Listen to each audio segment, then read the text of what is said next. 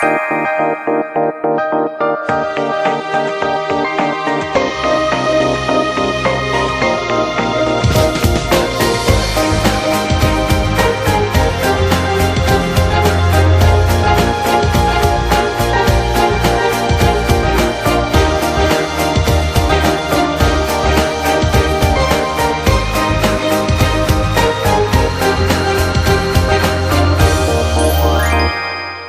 اسمي زينب عزت عبده. متزوجة وعندي بنتين 6 سنين وسنتين وربة منزل. عندي 27 سنة.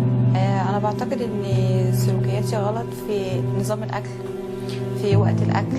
ممكن أكون بعمل أكل غلط، باكل وقت متأخر، الأكل الشارع طبعا ده حاجة مدمرة خالص. طريقة بقى أسلوبي في الطبخ ذات نفسه، سمنة كتير جدا، زيت كتير، مش ماشية. ممكن أكون ماشية بأسلوب غلط. أنا عايزة أغير في السلوكيات ديت نظام أكلي قبلي لأطفالي، لأن أطفالي عايزة أقولك إن هما يعني أكلهم مش صحي نهائي، وبالتالي صحتهم بحس إن هي مش زي بقية الأطفال، ضعاف. يعني أنا عندي بنتي لو لعبت شوية تعبت. ونفسي اغير بقى للبيت كله، يبقى عامه يبقى اكلنا كله صحي. اكتر حاجه خايفه منها ان انا لما مش هغير اسلوب حياتي، اولا صحتي هتعب، لان انا فعلا ببقى تعبانه. انا لو مشيت شويه في الشقه بنهج. نفسي تبقى صورتي حلوه قدام ولادي، لان انا عندي بنوتي بتقعد ترسمني بشكل وحش، او ترسمني مربعه كده. فاقول لها ايه ده يا بوسي؟ تقول لي انت يا ماما.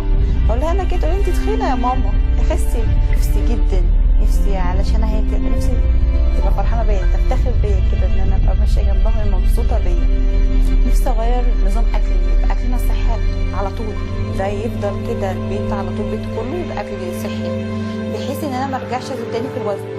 لان بصراحه انا دخلت المسابقه دي ونفسي جدا اخس، يعني نفسي اخس جدا، وباذن الله نفسي ما ارجعش الوزن ده تاني. لان جوزي رفيع جدا وبناتي رفيعين، انا الوحيده بقى اللي بقى مليانه.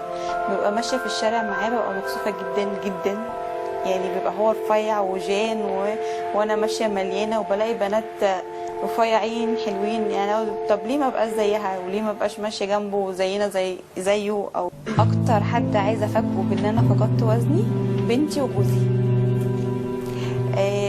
على نفسي يبقوا فخورين بيا، لان هما الاثنين الوحيدين اللي دايما يقولوا يا ماما خسي، وجوزي نفسي تخسي، نفسي تبقي جسمك حلو. فهما الاثنين الوحيدين بصراحه نفسي افاجئهم بالموضوع ده بس.